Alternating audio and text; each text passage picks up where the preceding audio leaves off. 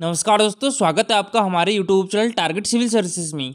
तो आज है 26 अगस्त और मध्य प्रदेश के डेली करंट अफेयर में आज हम 25 अगस्त और 26 अगस्त से जितने भी करंट अफेयर बनेंगे तो उनको डिस्कस करेंगे। तो लेक्चर ध्यान से देखिएगा।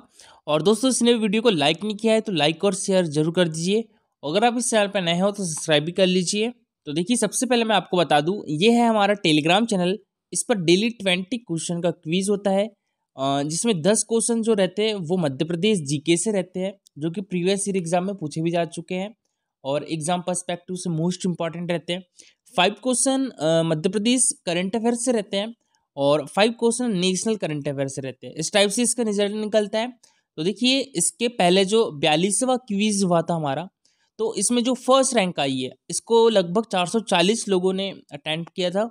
तो फर्स्ट रैंक शिखर शुक्ला की आई थी, सेकंड रैंक योगेश्वरी की आई थी और जो थर्ड रैंक है वो राधिका की आई थी। तो दोस्तों, आप भी इस क्विज में पार्टिसिपेट कर सकते हो। टेलीग्राम चैनल की लिंक आपको हमारे वीडियो के डिस्क्रिप्शन बॉक्स में मिल जाएगी। चलिए, सबसे पहले हमने जो कल करंट अफेयर पढ़े थे उसका रिवीजन कर लेते हैं, उसके बाद हम स्टार्ट करेंगे आज के करंट अफेयर। तो पहला क्वेश्चन था हमारा, हाल ही में किस राज्य सरकार ने छात्राओं को कॉलेज में प्रवेश करने पर लाडली लक्ष्मी योजना के तहत 20,000 रुपये देने की घोषणा की है? तो ये हमारी मध्य प्रदेश गवर्नमेंट ने। ठीक है, तो इसका आंसर क्या गया था? Option number A. अच्छा, यहाँ क्वेश्चन है कि हाल ही में मध्य प्रदेश राज्य सरकार ने छात्राओं को कॉलेज में प्रवेश करने पर लाडली लक्ष्मी योजना के तहत कितने रुपए देने की घोषणा की है? तो 20,000 रुपये। ठीक है, किस योजना के तहत? लाडली लक्ष्मी योजना के तहत। और इसकी शुरुआत कब से की गई थी हमारे मध्य प्रदेश में? तो 2007 से की गई थी, तो याद रखिएगा। नेक्स्ट क्वेश्चन था हमारा, किस जिले के डॉक्टर अर्जुन शुक्ला का नाम हार्वर्ड वर्ल्ड रिकॉर्ड में दर्ज हुआ है? तो ये है हमारे मध्य प्रदेश की संस्कार राजधानी जबलपुर के। तो इसका आंसर क्या गया था? Option number D. Next question था हमारा, किस जिले की ज्योति रात्रे ने 15 अगस्त को अफ्रीकी महाद्वीप की सबसे ऊंची चोटी, कौन सी है ये? माउंट किलिमंजारो है। तो इस पर तिरंगा लहराया है। तो ये हमारे मध्य प्रदेश की राजधानी भोपाल की है। तो इसका आंसर क्या गया था? Option number B. और देखिए, माउंट किलिमंजारो की ऊंचाई कितनी है?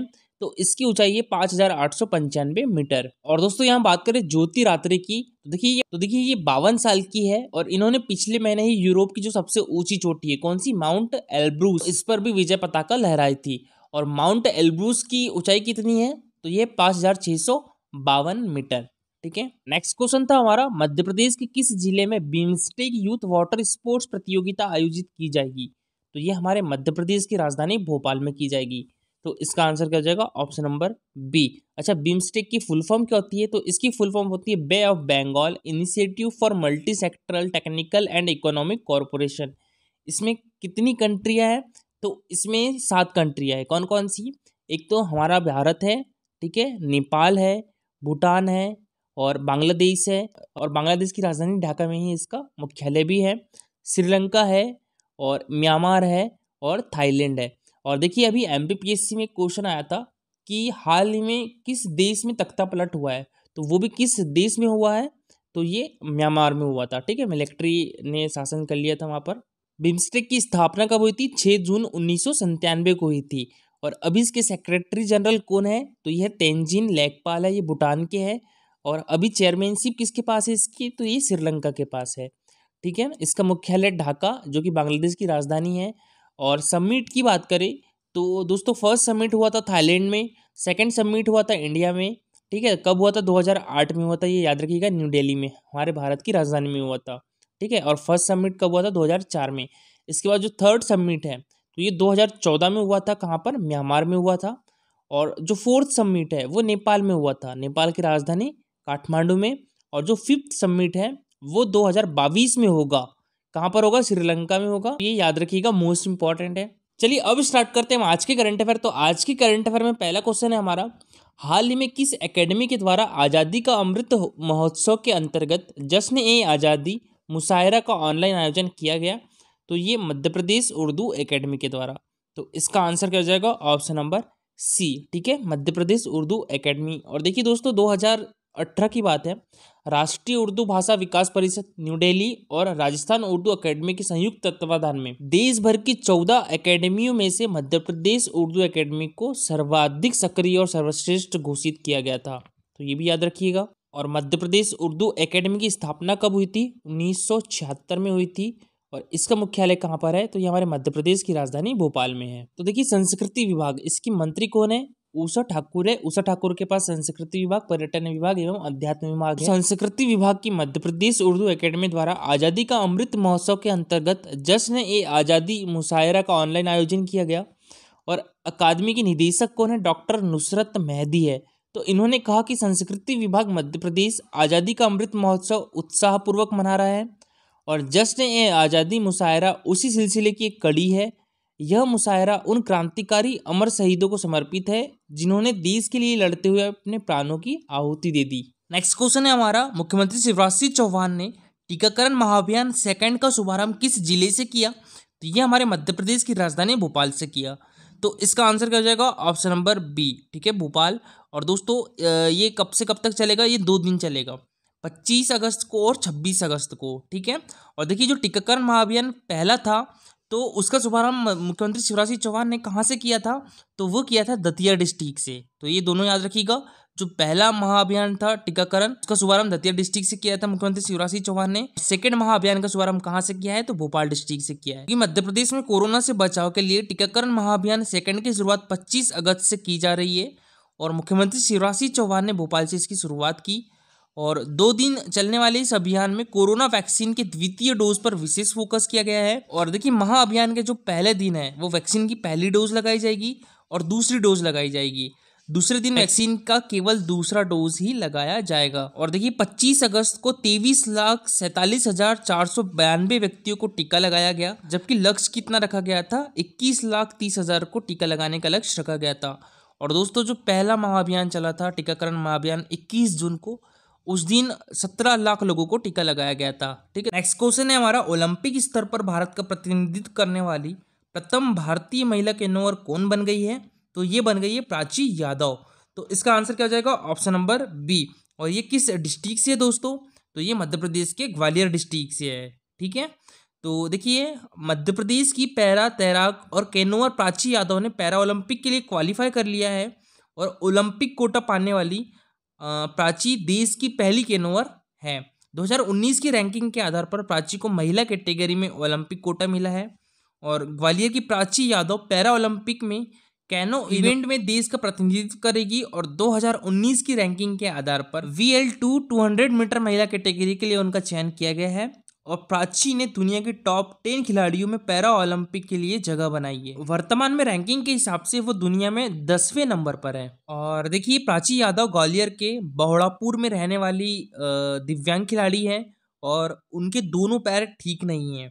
और देखिए इन्होंने साल 2019 में पहली नेशनल चैंपियनशिप में 1 गोल्ड और 1 सिल्वर हासिल कर लिया था और उसके बाद अगस्त 2019 में हंगरी में खेले गए पैरा ओलंपिक के लिए क्वालिफाइड टूर्नामेंट कैनो इवेंट में वो 8वीं पोजीशन पर रही थी। नेक्स्ट क्वेश्चन है हमारा, केंद्रीय पर्यावरण वन एवं जलवायु परिवर्तन मंत्रालय ने नेशनल ट्रांजिट पास सिस्टम के तहत प्रायोगिक रूप से किस राज्य का चयन किया है? तो ये तेलंगाना और मध्य प्रदेश दोनों का। तो इसका आंसर क्या हो जाएगा? ऑप्शन नंबर सी, ए और बी दोनों। केंद्रीय पर्यावरण वन एवं जलवायु परिवर्तन मंत्रालय ने नेशनल ट्रांजिट पास सिस्टम के तहत प्रायोगिक रूप से मध्य प्रदेश और तेलंगाना राज्य का चयन किया है और परमिट जारी करने के लिए एप्लीकेशन ऐप लॉन्च किया गया है।